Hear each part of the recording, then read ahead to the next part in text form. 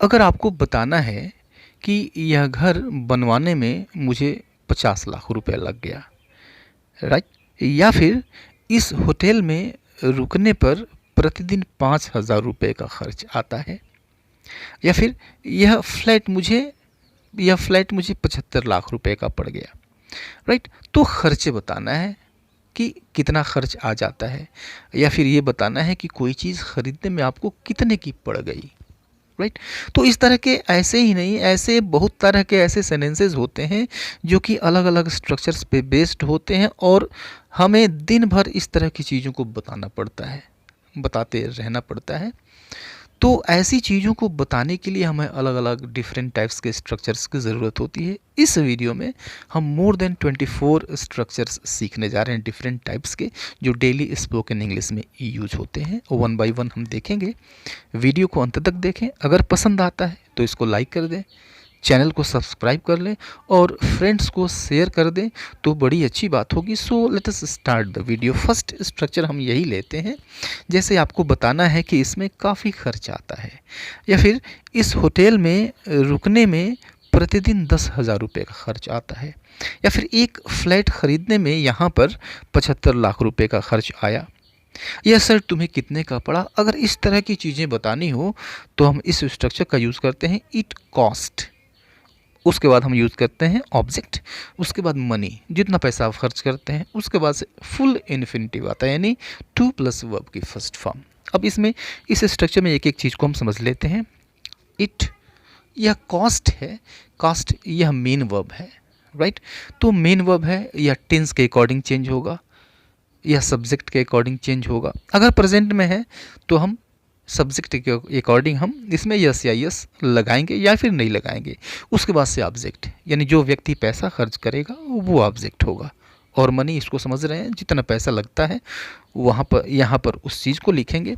और उसके बाद से फुल इन्फिनिटिव, यानी जो काम करने में आपको खर्च जितना आता है वो लिखेंगे यहाँ पे। जो काम करने में आपने पैसा खर्च किया उस काम को यहाँ पे लिखेंगे, टू और वर्ब की फर्स्ट फॉर्म, राइट? जैसे देखिए, और यह क्लियर हो जाएगा एग्जाम्पल से।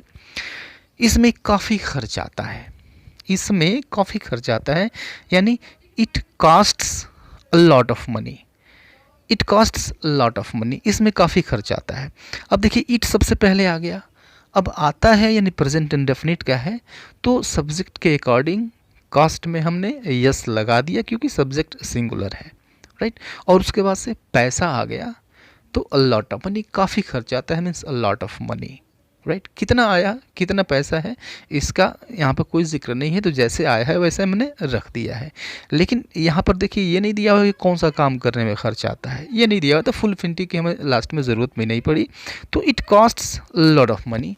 या फिर एक और सेंटेंस देखिए कि यहाँ रुकने में प्रतिदिन 10,000 रुपये का खर्च आता है, तो ये भी प्रेजेंट इंडेफिनिट का है, तो ये हो जाएगा it costs 10,000 rupees. It costs, उसके बाद से आपको यूज़ करना है मनी, यूज़ करना है, क्योंकि यहाँ पे यह नहीं दिया हुआ है कि कौन खर्च करता है, ये नहीं दिया हुआ है, तो सीधा सीधा मनी रखेंगे। It costs 10,000 rupees per day. और किस काम को करने में, तो यहाँ रुकने में, means to stay here, to और वर्ब की फर्स्ट फॉर्म इन्फिनिटिव हम लगा दिया, फुल इन्फिनिटिव, टू स्टे है। It costs 10,000 rupees per day to stay here, right? एक सेंटेंस और देखिए, पास्ट इंडेफिनिट का। एक फ्लैट खरीदने में 75 लाख का खर्च आया, पास्ट इंडेफिनिट है, तो पास्ट इंडेफिनिट है तो इट लगाएंगे और वर्ब की सेकंड फॉर्म लगाएंगे। कास्ट की जो तीनों फॉर्म होती है वह सेम होती है, कॉस्ट कॉस्ट कॉस्ट।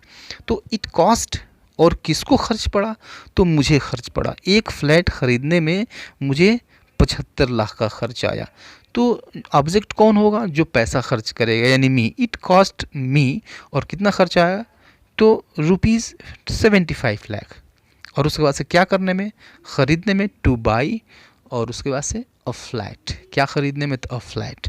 तो ये हो गया, it cost me ₹75 lakh two by a flat. Next sentence देखते हैं, यह शर्ट तुम्हें कितने का पड़ा, यह भी पास्ट इंडेफिनिट है, तो इंट्रोगेटिव है, क्वेश्चन वर्ड सबसे पहले आएगा, तो हाउ मच, उसके बाद से हेल्पिंग वर्ब आएगी, डिड आएगी, उसके बाद से सब्जेक्ट आएगा। सब्जेक्ट इट हम यूज़ कर रहे हैं, तो how much did it cost you, to buy this shirt? How much did it cost you to buy this shirt? Right? और लास्ट एक और एग्जांपल देख लेते हैं फ्यूचर का। आपको यह 2 लाख का पड़ जाएगा, means it will cost you rupees 2 lakh, it will cost you rupees 2 lakh. तो आपने तीनों टेंसेस में देख लिया, प्रेजेंट में देख लिया, पास्ट में देख लिया और फ्यूचर में देख लिया। राइट? बेसिक जो चीज़ें थी यह आपने देख लिया। नेक्स्ट स्ट्रक्चर की तरफ बढ़ते हैं। नेक्स्ट स्ट्रक्चर है it seems that plus sentence, या फिर वही अर्थ रखने वाला यह दूसरा स्ट्रक्चर है subject plus seem plus to be plus adjective, या फिर नाउन या फिर एडवर्ब। इन दोनों में से कोई भी स्ट्रक्चर हम यूज़ कर सकते हैं। देखिए कैसे यूज़ करेंगे और किस तरह के सेंटेंसेस को यूज़ करेंगे बोलने के लिए। जैसे हम कहते हैं कि लगता है वह चिंतित है, या फिर ऐसा प्रतीत होता है कि वह चिंतित है। दोनों का मतलब एक ही है, दोनों एक ही तरह से ट्रांसलेट होगा या फिर बोला जाएगा। या फिर लगता है कि वह घर पर है, या फिर हम ये कहते हैं ऐसा लगा कि वह किसी का इंतज़ार कर रहा था। तो ऐसा प्रतीत होता है, ऐसा लगता है, राइट? ऐसा लगा, ऐसी चीज़ों को हम बताने के लिए इन दोनों में से किसी एक स्ट्रक्चर का यूज़ करते हैं। जैसे देखिए लगता है वह चिंतित है, तो पहला स्ट्रक्चर हम लेते हैं इट सिम्स दैट। तो इट सिम्स दैट और उसके बाद से पूरा सेंटेंस। तो इट सिम्स दैट इसका अर्थ हो गया लगता है कि, और शेष सेंटेंस वह चिंतित है, ही is worried. It seems that he is worried. अब इसी चीज़ को हम ऐसे भी कह सकते हैं। सब्जेक्ट क्या है? कौन चिंतित लगता है? तो वह चिंतित लगता है। तो ही और लगता है सिम्स, ही सिम्स, और चिंतित to be worried, he seems to be worried. दोनों तरह से हम कह सकते हैं it seems that he is worried या फिर he seems to be worried. लगता है कि वह घर पर है, तो ठीक उसी तरह से it seems that he is at home, it seems that he is at home. या फिर ऐसे कह सकते हैं हम he seems to be at home, he seems to be at home. Next structure देखते हैं, एक और एग्जांपल देख लेते हैं पास्ट का। ऐसा लगा कि वह किसी का इंतज़ार कर रहा था। अब ये पास्ट का हो गया, तो ऐसा लगा means it seemed, second form का यूज़ करेंगे सीम के। तो it seemed that he was waiting for someone, it seemed that he was waiting for someone, या फिर he seemed to be waiting for someone, he seemed to be waiting for someone, right? तो ये seems का use था, seem का use था, it seems। Next use देखते हैं subject plus be able to plus verb की फर्स्ट फॉर्म। तो जैसे हम किसी चीज़ की क्षमता को बताते हैं या किसी व्यक्ति की क्षमता को बताते हैं कि वह क्या कर सकता है, क्या नहीं कर सकता है, उसकी शारीरिक क्षमता क्या है, उसकी मानसिक क्षमता क्या है। या फिर हम ये कहते हैं कि वह ठीक से चल नहीं पाता है, वह खा नहीं पाता है, या फिर वह अंग्रेज़ी नहीं बोल सकता है, वह अंग्रेज़ी फर्राटेदार बोल सकता है। तो इस तरह की चीज़ों को बताने के लिए कैन का जो यूज हम करते ही करते हैं, हम बी एबल टू का भी यूज़ करते हैं। कैसे करते हैं देखिए, वह ठीक से चल नहीं पाता है, राइट? तो सब्जेक्ट ले लीजिए, पाता है प्रेजेंट है, तो सब्जेक्ट है वह, ही, और इज़ नॉट, नेगेटिव है तो इज़ नॉट यूज़ करेंगे, ही इज़ नॉट, और उसके बाद से एबल, उसके बाद से काम टू वॉक और ठीक से properly, he is not able to walk properly. मैं सही गलत में अंतर कर सकता हूँ, राइट?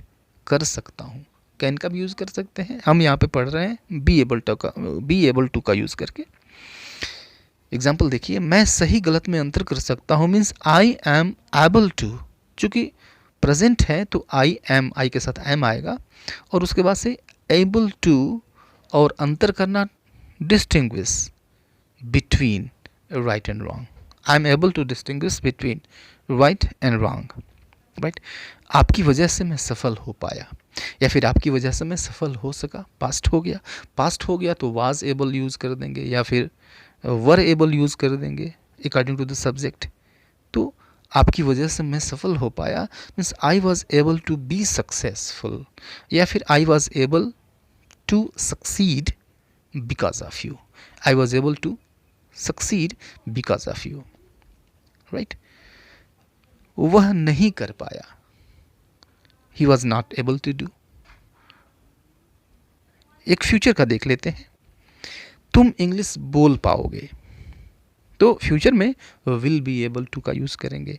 तुम इंग्लिश बोल पाओगे, you will be able to speak English. मैं तुम्हारी मदद नहीं कर पाऊंगा, नेगेटिव हो गया तो विल नॉट यूज़ करेंगे या फिर वांट यूज़ करेंगे, कॉन्ट्रैक्टर फॉर्म विल और नॉट का। तो I won't be able to help you, यानी मैं तुम्हारी मदद नहीं कर पाऊंगा। ओके, तो फ्यूचर में तो मजबूरी है कि हम एबल टू का यूज़ करें। पास्ट में हम कुड का यूज़ कर सकते हैं, कुड का भी यूज़ कर सकते हैं, और प्रेजेंट में हम कैन का भी यूज़ कर सकते हैं। राइट, नेक्स्ट स्ट्रक्चर देखते हैं, subject plus know how to do something.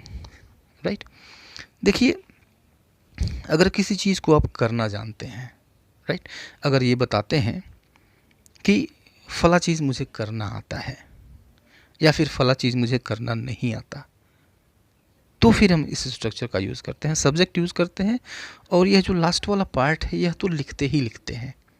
Right, दूसरा कोई तरीका नहीं, दूसरा तरीका अपनाते हैं बिना हाउ के, बिना नो हाउ के, तो फिर वह गलत माना जाता है।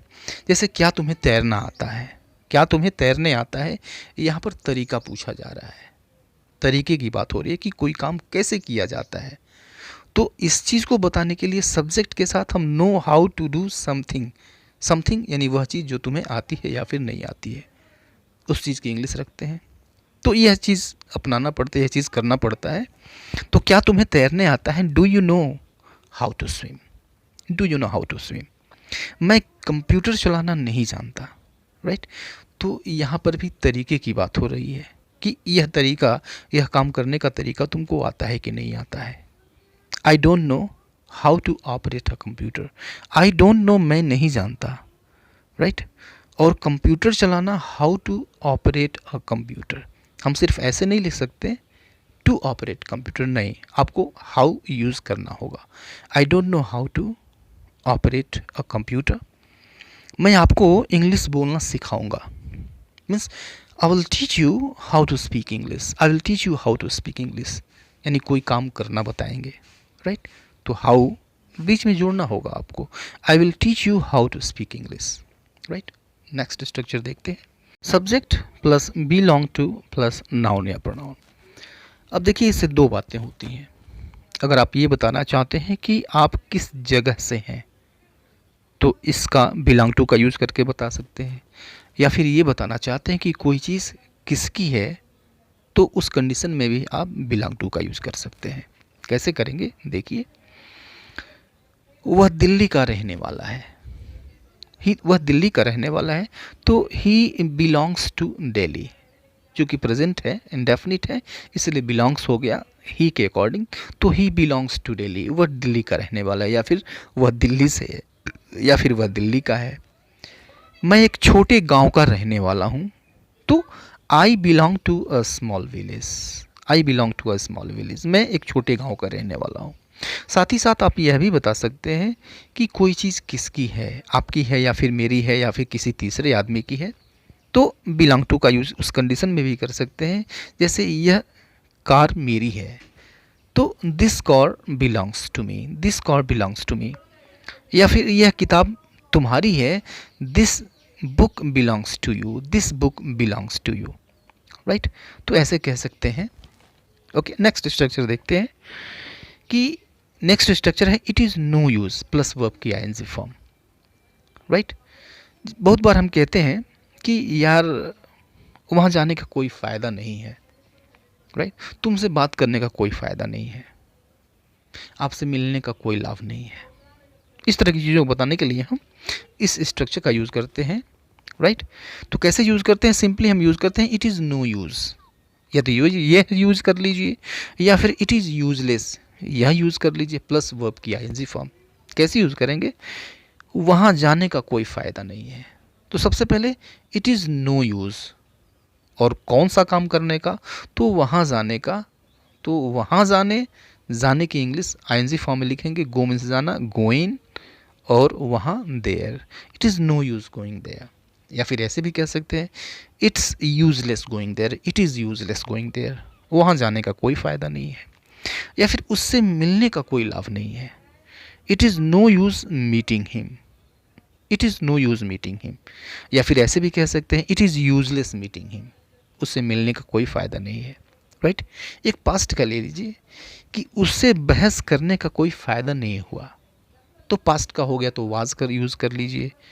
It was useless arguing with him, it was useless arguing with him, या फिर ऐसे भी कह सकते हैं it was no use arguing with him, right. तो ये कुछ स्ट्रक्चर्स थे, आप इनका बखूबी इस्तेमाल करें सेंटेंसेस में। अगर कहीं किसी तरह की कोई दिक्कत है then feel free to comment in the comment box. See you later in the next video. Till then, goodbye and take care.